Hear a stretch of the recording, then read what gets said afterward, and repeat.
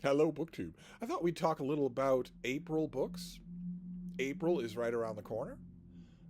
Most of us are done the heck with March, so March events on BookTube are wrapping up. There's a huge amount of stuff coming out in April, a huge amount. So I thought I'd do maybe a few videos, just showing you some of it, rounding up some of it for you, maybe things that are of interest to me. Some of you have said that this is value to you. So we'll look through a few of these. I've got a few of them on the little iPad here, and we'll see. The first one is New York Review Books Classics. I'm not always on the same page with them when it comes to cool stuff or dude bro stuff or fiction, but they're coming out with a volume here, edited and introduced by Michael Gora, called "On Writers and Writing" by Henry James. So this will reprint a lot of Henry James's critical work, maybe even all of it. For all I know, I don't know how big a book this will be. That is always of interest to me. There's a Library of America volume of James's essays and reviews, but as far as something being affordable and easily accessible, I don't know of any other. I mean, it's all in the common domain. You can get it at Project Gutenberg, but it's nice to have it as a book, especially since Gora is really good on James. It'll be interesting to see what he has to say. Barring Michael Gora doing something unusual here, and I don't think he's going to exceed what had to have been a minimal paycheck. I will have read and know very well everything that's in this book, but I'm still interested to look at it, definitely, and to reread it, happily. I have a whole wall of books about books and writing, writers writing about criticism and reviewing things. And I go back to those books more than anything else. And Henry James has a place of honor on that wall. He's really good at it. Then this will be right in time. I will sit on this well, actually it'll be difficult because I do want to review it when it's new, and it's new in April. But I will probably reread it in August, if you know what I mean. Because this is Daniel Mendelsohn, the really good critic, among other things, really good critic, but also a classicist, a good writer. Although I'm sure a lot of you know his name. And he has done a translation of the Odyssey with a rather stylish cover. And this is coming out in April, so it's a little bit of bad timing for me because that cryptic reference that I made a minute ago, those of you who are new to this channel might not know it, but I read Homer's Iliad every June, and I reread Homer's Odyssey every August. So it feels a little strange to have an Odyssey come out in April when I am going to read the Odyssey in August. Now, I don't know, now that I think about it, I don't know if I will reread this in August. I might not. But I'm always up for reading Homer, so I will read this in April no matter what. Then we have, this is by Alex Harvey, who wrote, his previous book was on the Vikings, and I really liked it. I reviewed it, and he's got a new book, Forgotten Vikings, New Approaches to the Viking Age. Always up for a new Viking book, always. And this author has credit in the Bank of Steve. He has a proven track record, so happy to read anything that he does. I think this is going to be not so much the war vessels that you know about, but all of the other kinds of Vikings and all of the off-color, off-center stage adventures that they had. But I don't really know. It does. The nice thing about an author having a credit in the Bank of Steve is that I don't need to know all that much. I will gladly do it anyway. Okay, this is by Paniotis Christophorou, and I think, if I remember correctly, this will be pricey. I think let's deal with a trio of pricey things. I don't know for sure, and of course I don't have to deal with it because I'm not going to pay money for these things, but you might want to get these from your library, especially if you have an academic library nearby. They might be able to do it. This is called Imagining the Roman Emperor, and it is about contemporary views of what the emperor was to the empire, what the emperor was as a person. Now, I think off the top of my head that I know all the contemporary views that this author could find, but I might be forgetting a lot. And it'll also be a question of how the author connects the dots, so I'm up for it, absolutely up for it, to see what people actually thought of this anomalous figure. We think we know this figure, and we just automatically assume it, largely from plastic media. But what did the people who actually lived under Roman emperors think of them? And think of what their duties were. That would be of interest. Then we have another one. This is by Jeremy Hartnett. This is The Remarkable Life, Death, and Afterlife of an Ordinary Roman. And that's what this is. From what I gather, from the preliminary material, what I gather is that this author just picked an ordinary Roman for whom there is documentation and just takes us through what we know and how we know it about this person's life. I think that approach is fascinating. I can't remember the last time I saw it. We go straight away to the Julio-Claudians and the Flavians. There is a way to reconstruct a lot of this. I don't know the last time I read it, so I'll be very interested to see. And then yeah, this one we'll stop with the expensive books. This is bound to be expensive. I haven't checked with any of these, but this is a 3-volume set from Cambridge University Press, and those tend to be pricey. This is their 3-volume history of the papacy. And these will be, if I'm not wrong, these will be 3 big volumes, and it will take us from St. Peter all the way to the present Pope. I would gather that it will do that. I don't know when its deadline date was. Maybe it'll just take us to Pope Benedict and not to Pope Francis. But there'll be a lot of history in these pages, and the Cambridge history volumes, whether it's Cambridge Ancient History or the Cambridge Modern History or whatever, they are always top notch. It's much like this one, and probably much like this one as well. This will be very serious history.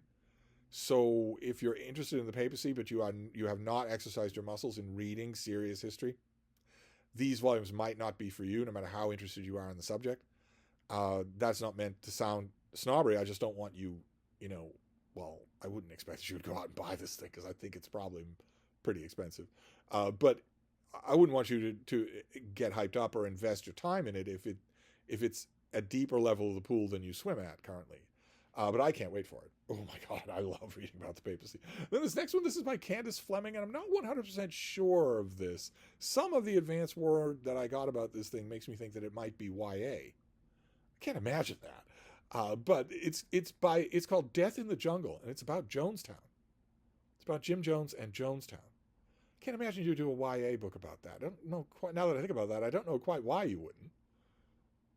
17 and 18-year-olds can read about this stuff. They should read about it.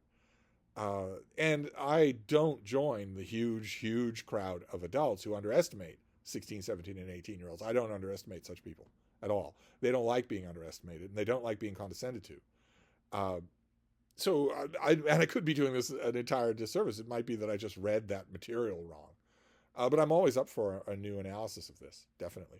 Then we have this new book I have to admit, it's a subject that doesn't all that much interest me, but I will read the author. Oh my God, talk about having credit in the bank of Steve. You have credit in the bank of Steve, and then you have a lot of credit in the bank of Steve. Then you're someone like Daniel Mendelssohn who, you're important, in italics with a capital I. So I'm going to read you no matter what. It's not even a question of credit anymore. I'm going to read you no matter what. And then there's even more than that. There's something even more than that, which would be my equivalent of an auto-buy author. I'm not buying these things, obviously, but you know what I mean. And that is Dermot McCullough. And this is his new book, Lower Than the Angels, about sex and Christianity. This is going to make for predictable and, I think, boring reading in terms of subject matter, but this author can do no wrong. He talk about connecting the dots and making it interesting on the page. Oh my God. I will happily gobble this up. Then we have, this is by Jonathan Horn. This is World War II history. A big World War II history. I think for April, this will be the biggest World War II thing. This is The Fate of the Generals, MacArthur, Wainwright, and the Epic Battle of the Philippines.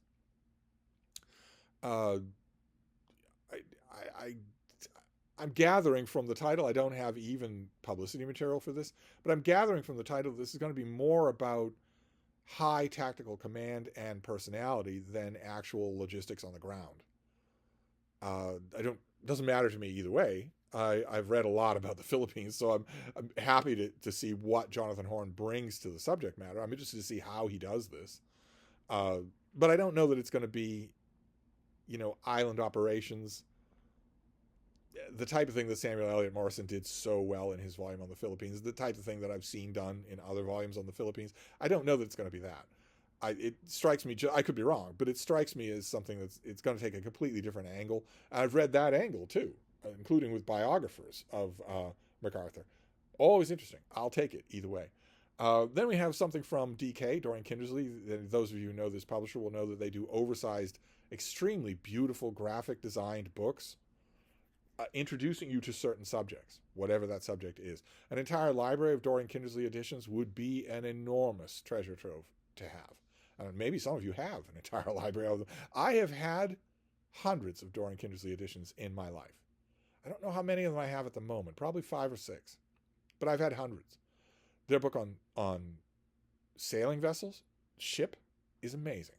Their book on war is amazing. Their book on battles is amazing. Just they're really, really good at what they do, at a just gorgeous incorporation of information and visuals. And their latest one is on ancient Greece. One of you was just asking me in the live stream just yesterday what I would recommend as a book on ancient Greece, as a soup to nuts introduction. This will certainly be that. Don't discount the research, the written research, the stuff, the exposition that goes into these books just because the graphics are so good. The writing, the history in these things is usually really, really good. This will be pricey, probably, but boy, oh boy, I can't wait to feast my eyes on it. Can't wait. Let's see here. What else do we have? We have George Selgin. This is False Dawn, New History of the New Deal and the slow recovery from the Great Depression. There were all sorts of New Deal programs. There were all sorts of FDR programs. The dirty little secret here, I think, I don't know if this author will agree, the dirty little secret is that those programs were hit or miss and often more ineffective than they are billed. The thing that did it was the war. You put a nation on war footing, suddenly it's almost impossible to be poor. Suddenly there's work for everybody. It's bad work. It's horrible work, but it's work for everybody. Which I guess accounts for the fact that the United States has never gone off war footing since then. A subject for a whole nother video. But this will be really interesting, this time period. I'm especially intrigued by the dates there. We'll see why this author is extending it all the way to 47. I'd be interested in that. Then we have, this is a book by, no pun intended, Christian Smith.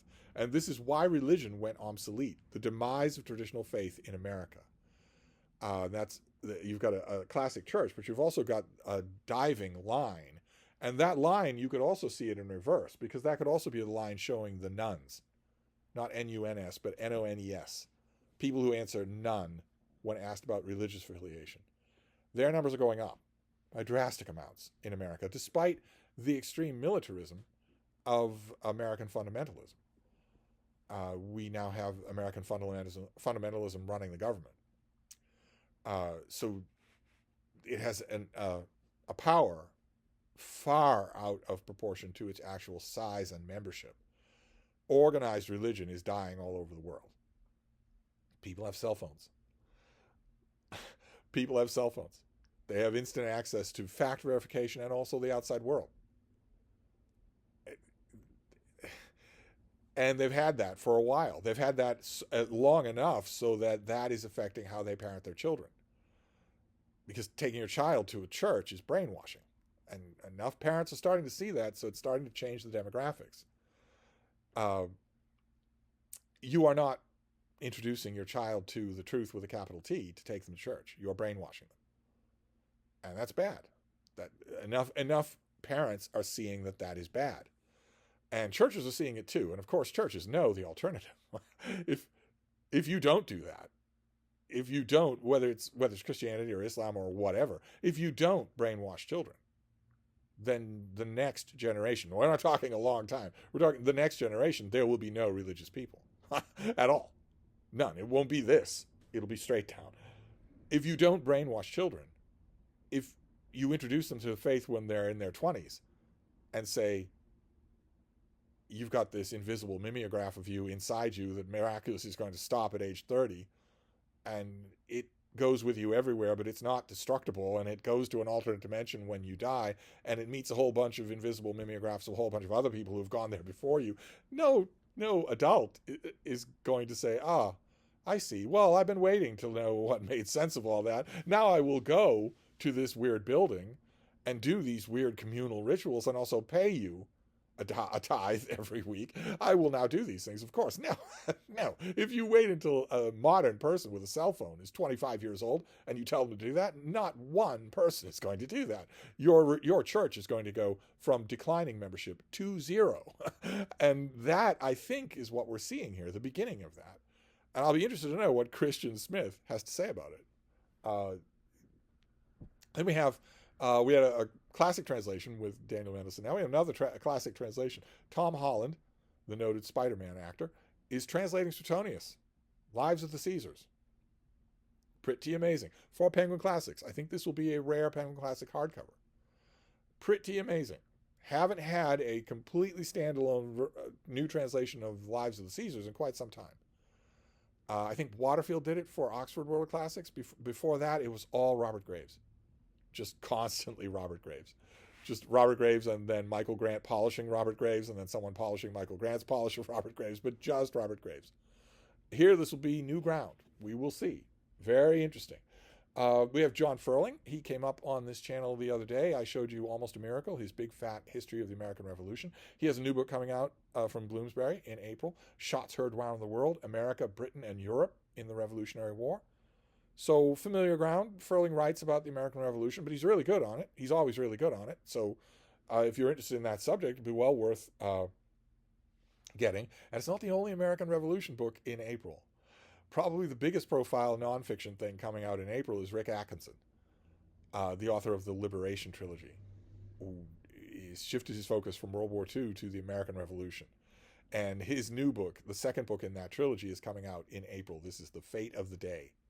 The War of America from Fort Ticonderoga to Charleston, 1777 to 1780.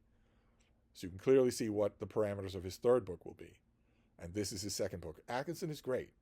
He's fantastic on the page. Any of you who've read the Liberation trilogy will know that. He's amazing. And I believe, I have contended, David Murphy might say otherwise, I don't think he would, but he might say otherwise, that the third book in the Liberation trilogy, Guns at First Light, Guns at First Light, I think is the name of that third book. The Guns at Last Light is the third book in that, is really, in addition to being the concluding volume of the Liberation trilogy, is also a fantastic history of World War II in Europe, just on its own. And the first Revolution book was terrific. Oh my God. It was amazingly good. This is going to be a trilogy really to remember. Then we have Elaine Pagels. This is her new book, Miracles and Wonders. Miracles and Wonder. This is the historical mystery of Jesus. Don't quite know what this will do. If she follows suit with her earlier books, this will probably be an anecdotal history of early Christianity. Always interested to read that. This author is a little bit hit or miss with me, but I'll definitely take this book. The only other direction I could see it going in for historical mystery of Jesus is what about the figure of Jesus, for whom there is no historical evidence outside of documents that mean to make you worship him. In other words, documents that have to be completely discounted as historical documents. Documents in which he's characterized as a supernatural being are not historical documents. They are folklore, gospels, whatever you want to call them. But they're not historical documents. And this figure, Jesus, is attested to nowhere else. That is the basis for the whole mythicist movement, that there wasn't actually ever a person named Jesus. I don't know that Elaine Pagels is going to tackle historicism. I doubt it very much. But I'll read it either way, so we'll see. Then we can finish up here. I don't want to go on forever and ever. This next one is by Rebecca Batley. This is The Lord Protector and His Wives. This is about Edward Seymour, the smart Seymour brother. There were two Seymour brothers. There were the brothers of Jane Seymour, the wife of King Henry VIII, who gave him his only legitimate male heir. The rise of the Seymour family made them powers in England. And as a result of poor Jane Seymour died, of course, after giving birth to Edward. But that still, even though Henry was going to take other wives, that left the Seymours as uncles of the king, of the future king, and brothers-in-law of the present king. So they were powers in England, and this is a study of Edward Seymour's unfortunate marriages. We shall see. I don't know how much detail will be got into here. Of course, just last year I reread Hilary Mantel's Wolf Hall books, and the Seymours feature prominently in those books, and Edward Seymour's marital past features prominently in those books as a kind of a subplot. So that flavor of it will be on my mind, but I'm always up to, this strikes me as a monograph, but I'm always up to read that sort of thing. Then we have something by Michael Staunton. I think we're finishing up with this. Yes, let's finish up with this. This is, I forget, I think it's Princeton, or maybe Harvard. Somebody has, their little book's called Medieval Lives. They're not long. They're not monographs, though. They're popular accounts of medieval figures. What are you doing? Huh? Am I talking too long? Oh, you good baby girl. And this is his. This is Michael Staunton's latest one, Thomas Becket and His World. Uh, Naturally, if you have a Thomas Becket book, this will be a little thing. I think it'll be 150 pages. I've read all of these in this series. They are fairly well done, fairly well annotated, fairly intelligently presented. This won't be at all a waste of your time. It won't be the greatest or the most groundbreaking or the most comprehensive book on Thomas Becket, the troublesome priest, hence the cover. It won't be any of those things, but it'll be a really good. All the ones that I've read have been very spirited, very good, not just Wikipedia entries. So this probably will be too, coming out in April. That is the scene on the cover there. Famously, the famous thing about Thomas Becket is that he refused to abide by the will of his friend King Henry II, and at one point, according to history, maybe quasi-apocryphally, King Henry was in the presence of some of his big burly knights and said, "Will no one rid me of this turbulent priest?" So he didn't ask anybody to do anything, but these men thought they got the message. They cornered Thomas Becket and killed him. Henry was grief-stricken. He was able to say that he was grief-stricken. He's able to say, "Well, it wasn't my intention." You see this pattern repeated in English royal history quite a few times, right? Another famous example would be Queen Elizabeth I and Mary, Queen of Scots. Queen Elizabeth I never actually came out and said to anybody, "Will no one rid me of this turbulent queen?" But when Mary is executed, Elizabeth was able to put on a gigantic song dance about how she didn't know it. She wasn't aware that she signed the death warrant. She wouldn't have had it. You can't lay hands on princes, all that sort of thing. It's always a very neat narrative when a monarch is able to say that. I don't know how much of it is true or not. I feel certain that Henry loved Becket, but that could just be me loving the movie Becket. I don't know for sure. But I'm definitely going to read this. It's not going to tell me anything I don't already know, but it might tell me some things that I already know in ways that I haven't read, in interesting ways, which series like Medieval Lives can often do. But anyway, those are some April books. I think we should do a lot more April books. We should look at the we should look at the whole month. But obviously, I am being summoned. Yes. Very politely, very quietly, but I am being summoned. So I am going to go, but I will be back. Thank you, BookTube.